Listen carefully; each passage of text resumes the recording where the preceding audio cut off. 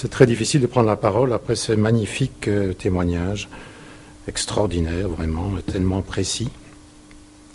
Je remercie en tout cas la Fondation Auschwitz d'avoir à nouveau braqué un projecteur sur ces immeubles de la Gestapo, avenue Louise. C'est un patrimoine qui est ignoré, rejeté depuis des décennies. Ceci dit, je n'ai pas grand-chose à ajouter à ce que j'ai dit il y a 16 ans, en redécouvrant les caves du 347 avenue Louise. Mais comme vous ne savez probablement pas ce que j'ai dit il y a 16 ans, je vais quand même le dire. Voilà, c'était en octobre 1994. Je préparais un film en 3 épisodes sur les partisans armés qui avaient été actifs dans la région bruxelloise. J'avais choisi 3 fortes personnalités des anciens partisans armés. Et en lisant les dossiers des résistants dans les archives, mon attention avait été attirée sur les immeubles occupés par la Gestapo avenue Louise. Et je me suis dit, mais que sont devenus ces immeubles? Est-ce qu'il y a encore des traces? Et j'ai fait le tour de ces différents bâtiments. Le 453 avenue Louise d'abord, c'est le bâtiment qui est le plus célèbre. Je crois qu'il est resté vraiment le symbole de la Gestapo à Bruxelles dans la mémoire collective. J'ai visité les caves de cet immeuble. Elles fourmillaient d'inscriptions. Mais je n'ai rien pu faire, ni film, ni photo. Il y avait un refus qui s'est perpétué à ce que je vois. Alors, il faut dire de 453 que c'est le seul bâtiment qui porte une plaque sur sa façade. Et donc qui attire l'attention sur l'usage qui en était fait pendant la guerre. Il est célèbre davantage à cause de l'attaque aérienne d'ailleurs qu'à cause de sa fonction aux mains des SS. Alors le 347 avenue Louise se trouve un peu plus loin, après le rond-point du Roi. Et c'est là que les polices SS ont migré en février 1943 après l'attaque aérienne. C'est là aussi qu'ils ont essayé d'écraser la résistance qui était en plein essor en 1943. C'est là qu'ils ont organisé la traque au jour le jour des Juifs dans les rues de Bruxelles. C'est là aussi qu'ils ont planifié et exécuté la dernière grande rafle contre les Juifs belges, cette fois-ci, dans la capitale. Et donc, à cette occasion, les garages du numéro 510 avenue Louise ont servi de lieu de concentration des victimes juives. Cet immeuble, je n'ai pas pu le visiter. Autre lieu de la terreur nazie, le 6 rue Traversière. C'est aujourd'hui l'auberge de la jeunesse de Bruxelles. Pendant la guerre, c'était un immeuble occupé par une autre police nazie, la GFP, Geheime Feldpolizei. C'était des policiers, disons, de sûreté, des policiers judiciaires qui travaillaient non pas pour les SS, mais pour l'administration militaire et qui étaient sous les ordres de l'Abwehr. Il paraît que je suis trop près du micro. Voilà, je m'éloigne. Alors, là aussi, évidemment, donc rue Traversière, les caves ont servi de salle d'attente au tabassage et à la torture, comme au 347. Donc, les résistants arrêtés étaient tout de suite interrogés. On essayait de leur arracher un maximum de renseignements directement. Ce qui m'avait beaucoup frappé, mais sans m'étonner en visitant ces immeubles, c'est que aucun d'entre eux n'était considéré comme un lieu de mémoire. Aucun n'était considéré comme un élément concret, tangible d'un patrimoine historique et mémoriel. Ça m'avait quand même fortement ému. Et dans mon esprit, évidemment, ces immeubles devaient devenir des repères, des signes urbains chargés de sens. Il fallait en faire quelque chose. Et j'étais bien naïf d'ailleurs, parce que ça n'a jamais été le cas. Ces lieux, pour moi, ces lieux évoquaient la réalité humaine des résistants, de la résistance. Je me disais que c'était là que finalement, pour les résistants, la frontière était franchie entre la liberté et l'anéantissement. C'est là que leur combat clandestin, librement assumé, est devenu un autre combat, encore plus difficile, pour résister et pour survivre à la torture et à la détention contre une bureaucratie créée, outillée pour détruire des êtres humains. J'ai réussi à convaincre le syndic du 347. Alors il m'a dit, il n'y a plus d'inscription, sur les murs des caves. Elles ont été repeintes au moins une dizaine de fois, vous vous trompez d'immeuble. Sur place, j'ai braqué ma lampe sur un mur, dans une cave, et la lumière rasante a fait apparaître des dizaines d'inscriptions, des noms de résistants avec les dates de leurs interrogatoires, des noms de femmes, des sentences politiques ou morales, des appels, des chansons, des prières, des poèmes. Et nous avons tous les deux été extrêmement émus. Le syndic qui était à mes côtés a tout de suite accepté que je relève les noms, que je vienne travailler dans les caves. Et par chance, il y avait une série de caves alignées sur l'avenue Louise et qui étaient vides. Elles étaient en mauvais état. C'était les caves 16 à 19. Là, je cite les chiffres du permis de bâtir. Et donc, j'ai pu travailler. J'ai passé là-dedans plusieurs journées, plusieurs week-ends. Je peux vous assurer que l'ambiance était au rendez-vous. J'ai aussi alerté l'IRPA, j'ai alerté le CEGES, M. Gotovitch, José Gotovitch, directeur du CEGES, est venu sur place. Il a décidé de lancer une publication sur les inscriptions et sur les caves.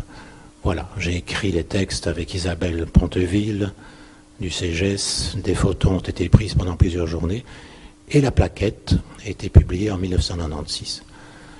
Alors, mon film, lui, qui était achevé entre-temps, a été diffusé un peu avant, fin 1995. Et je dois dire que les réactions à ces deux opérations ont été très très bonnes dans la presse, par rapport au public, mais malheureusement, ces initiatives, ces efforts n'ont pas été suivis d'effet.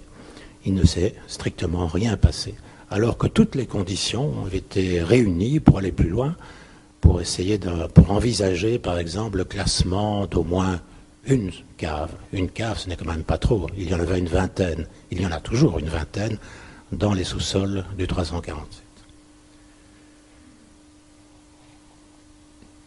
Alors, bon, le temps a passé, personne n'a pris le relais, le syndic était remplacé, le nouveau syndic ne l'entendait pas de cette oreille. C'en était assez de ces histoires de SS, de Gestapo dans les caves. Il y en avait marre, les portes se sont refermées. Et le drame, c'est que même la demande de pose d'une plaque sur la façade a échoué. Je dis un drame parce que les locataires et les propriétaires qui se sont succédés dans les appartements auraient su ce que représentent les inscriptions dans leur cave s'il y avait eu une plaque, évidemment. Et donc ils n'ont pas su, il y a eu des rénovations et des inscriptions ont disparu puisqu'elles ne signifiaient rien pour ces gens-là. J'en reviens à mon film, à mon père résistant. C'est un film en 3 épisodes. Le premier épisode fait le portrait d'une illustre résistante, Régine Orfinger, avocate juive du barreau d'Anvers, rayée en 1940. Elle passe avec son mari dans les rangs des partisans armés où elle va faire un parcours extraordinaire. Son mari Lucien a été dénoncé, arrêté, fusillé après la razzia de 1943. Il était responsable de l'armement des partisans armés. Alors dans le film, Régine est confrontée à Paul Nothomb, qui semble être à l'origine des arrestations massives. Après la guerre, les rescapés de la razzia l'ont dénoncé comme traître et ont dénoncé sa trahison. Alors la justice s'est penchée sur les faits, Nothomb a été condamné et ensuite réhabilité. Alors j'ai extrait pour vous les extraits concernant les caves de mon film et j'ai évidemment lié les extraits pour avoir une certaine cohérence avec d'autres petits extraits de Régine Orfinger en premier lieu et de Paul Nothomb en deuxième lieu. Donc n'oubliez pas que ce sont des extraits. Mon film dure 70 minutes. Voilà, on va regarder ces extraits.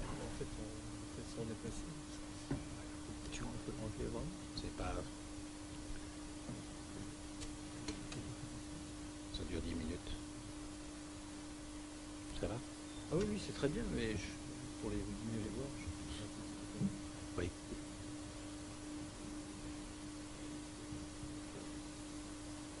ça va passer sur l'écran. Oui, mais il faut actionner quelque chose, je crois.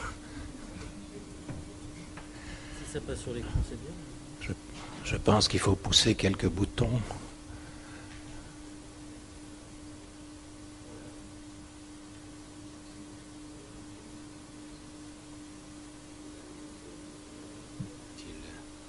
Je peux le faire? Ça vous agrée? On passera le film après. Alors. On passera le film après. Vous serez récompensé en regardant le film.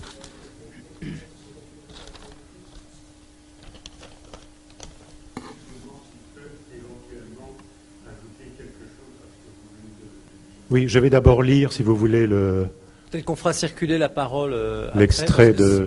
Sinon, ça va absolument désorganiser toute l'après-midi. Donc, Jean Améry a été arrêté à cause de la razzia dont j'ai parlé de juillet 1943. Hein. Il faisait partie du Front d'indépendance. Il faisait dans la résistance ce qu'on a appelé le travail allemand, c'est-à-dire la propagande en allemand vers les soldats ennemis qui occupaient la capitale. Donc c'était un service du Front d'indépendance. Il a été traîné au 347, tabassé, torturé, puis à Brendonck, puis déporté. Voilà, il a écrit donc un texte sur la torture. Et voilà ce qu'il dit du premier coup asséné et reçu. Il ne nous fait pas perdre notre dignité. Il détruit notre confiance dans le monde. Le premier coup fait comprendre aux détenus qu'il est sans défense, que ce geste renferme déjà tout ce qui va suivre à l'état embryonnaire, la torture et la mort dans la cellule, dont on pouvait avoir eu connaissance, sans toutefois que cette connaissance possède la couleur de la vie. On a le droit de me donner un coup de poing dans la figure. On va donc faire de moi tout ce qu'on voudra. À l'extérieur, personne n'en saura rien, personne n'interviendra. Les frontières de mon corps ne sont plus les frontières de mon moi. La surface de ma peau ne m'isole plus du monde étranger. Voilà. Des pages comme ça, il y en a beaucoup d'autres. Sur le 347, l'autre immeuble aussi, mais je dois vous dire que le 347 est davantage central que le 453, puisque, évidemment, il y a eu, en 1943 d'abord, la résistance avait connu son plein essor et atteint son maximum de capacité combative, et donc évidemment la réaction des différentes polices SS et nazies était proportionnelle. Donc tout ce qui s'est joué là a été décrit, tout ça est relaté, tout ça est dans des publications, dans nos œuvres des historiens, dans les archives. Je veux dire qu'il y a moyen de consacrer à tout ça une œuvre. Une œuvre ambitieuse qui reprendrait toutes ces voix, qui les mettrait en concordance, qui les mettrait dans le contexte. Je pense que c'est vraiment important de mettre l'accent aussi, d'une part sur l'histoire, et puis d'autre part sur ce que Sartre aurait appelé l'universel singulier de ces hommes et de ces femmes qui ont combattu, ces hommes et ces femmes libres. Donc voilà, un extrait des extraits de À mon père résistant. Un film tourné en 1995 avec des séquences sur les caves du 347.